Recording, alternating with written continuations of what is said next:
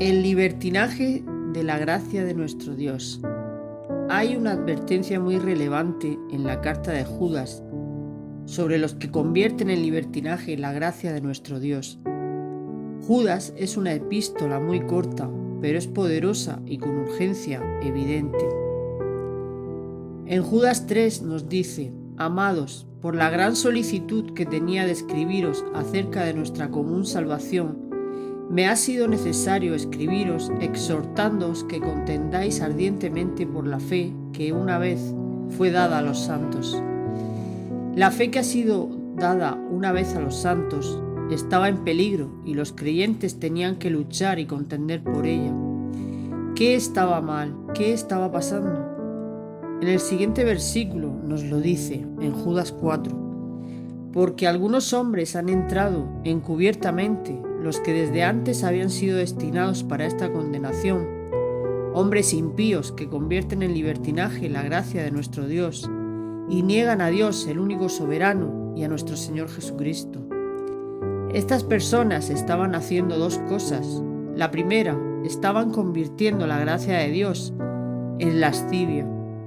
Segundo, estaban negando a nuestro único Maestro y Señor Jesucristo. Pero ¿cómo lo hicieron?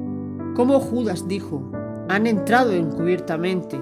Entonces, esto indica que no estaban explícitamente y diciendo en voz alta que Jesucristo no es nuestro Señor ni Maestro, porque si no, hubieran sido notados de inmediato. Más bien, entraron encubiertamente, tal vez transformándose a sí mismos del mismo modo que Pablo dice que los siervos de Satanás se transforman en ministros de justicia.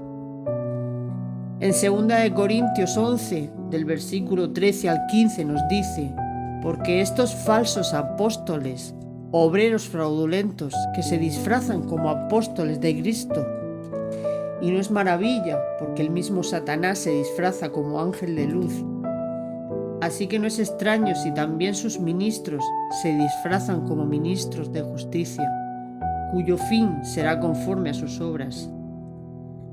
Los obreros de Satanás no vienen presentándose como lobos, porque serían notorios, sino que vienen disfrazados de ovejas, aparentan ser ministros de justicia, pero sus obras demuestran que no lo son. El fruto, la vida que alguien vive, lo que practica, es el más claro y diría yo verdadero indicador de si son verdaderamente ovejas o no. El Señor lo dijo muy claramente en Mateo 7, versículo 15 al 20. Guardaos de los falsos profetas que vienen a vosotros con vestidos de ovejas, pero por dentro son lobos rapaces. Por sus frutos los conoceréis. ¿Acaso se recogen uvas de los espinos o higos de los abrojos? Así todo buen árbol da buenos frutos, pero el árbol malo da frutos malos. No puede el árbol bueno dar frutos malos, ni el malo dar frutos buenos. Todo árbol que no da buen fruto es cortado y echado al fuego. Así que por sus frutos los conoceréis. A pesar de su camuflaje, el fruto, las obras de estas personas, y no el vestido de oveja que están usando, es el indicador infalible de a quién sirve verdaderamente. Además, como Judas 12 dice, son manchas en vuestros ágapes, que comiendo impúdicamente con vosotros se apacientan a sí mismos. En otras palabras, esas personas comían junto con los creyentes. Ahora vamos a resumir. Estas personas habían entrado encubiertamente. Esto indica que se habían disfrazado para parecer ovejas, cuando de hecho eran lobos rapaces. Participaban juntamente con los verdaderos creyentes en las comidas que tenían como iglesia. Los creyentes no tenían ni idea de que aquellos eran lobos rapaces y el peligro que representaban. Si hubieran sabido el peligro, ya habrían estado conteniendo por la fe que había sido entregada a los santos, y Judas no había tenido la necesidad de pedirles urgentemente que lo hicieran. Yo creo que estos hechos nos dicen que esos falsos maestros se presentaban a sí mismos como cristianos. De hecho, Judas es muy similar a 2 de Pedro 2, el cual también habla de los falsos maestros quienes antes de haberse vuelto y convertido en falsos maestros, eran sin duda alguna parte de la familia de los creyentes.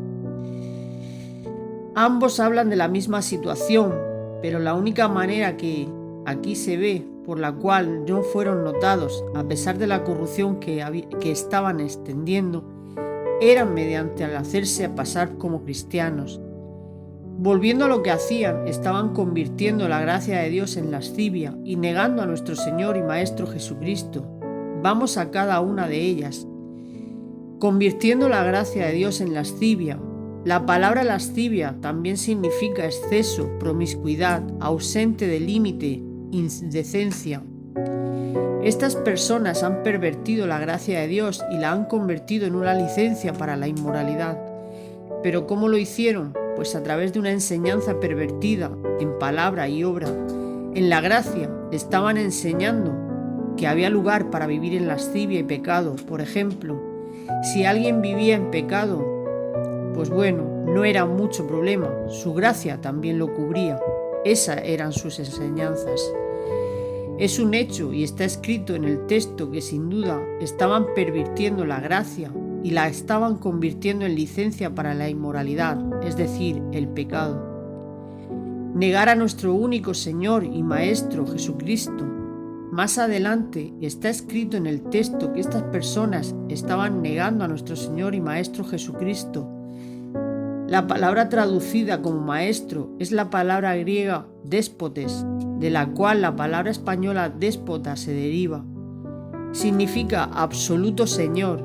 En otras palabras, Judas está usando dos palabras muy similares, una de ellas muy fuerte, señalando el absoluto señorío de Jesucristo, a quienes estas personas estaban negando. ¿Pero puede ser de verdad? ¿Pueden tales personas entrar encubiertamente en las iglesias, tener compañerismo con los creyentes, prácticamente negar el señorío de Jesucristo, convirtiendo la gracia de Dios en licencia para la inmoralidad y aún así no ser notados? Desafortunadamente puede suceder. De hecho, no me cabe duda que sucede hoy día. Hay muchos que hoy día enseñan un mensaje de gracia barata, una gracia de acuerdo a la cual Jesús es más nuestro siervo que nuestro Señor, una gracia de acuerdo a la cual uno es salvo una vez y para siempre, desde el minuto en que creyó, e independientemente de lo que haga después de aquel minuto, no es tan relevante si va o no a permanecer en la fe, si va o no a permanecer en la vid, en Cristo. Lo relevante es ese momento de fe, el principio más que el final. ¿Quieres vivir de acuerdo al mundo? Sería bueno no hacerlo. Puede que te digan, pero si no lo haces, no es problema. La gracia es gracia. Para resumirlo en una frase, puedes de acuerdo a ellos ser la siguiente contradicción: un cristiano, pero no un discípulo de Cristo. Pero como Hechos 11:26 nos dice, fue en Antioquía donde a los discípulos se les llamó cristianos por primera vez. A los discípulos se les llamó cristianos. Por decirlo de otro modo, no hay cristianos que no sean discípulos de Cristo. Cualquiera que no sea un discípulo, un seguidor de Cristo, no es cristiano. La gracia barata es la predicación del perdón sin requerir arrepentimiento.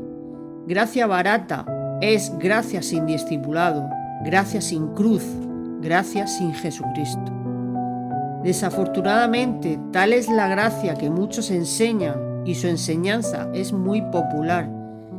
Sin embargo, es una gran falsa enseñanza, una distorsión de la verdadera gracia de Dios y debemos estar alerta para que no seamos víctimas de ellas.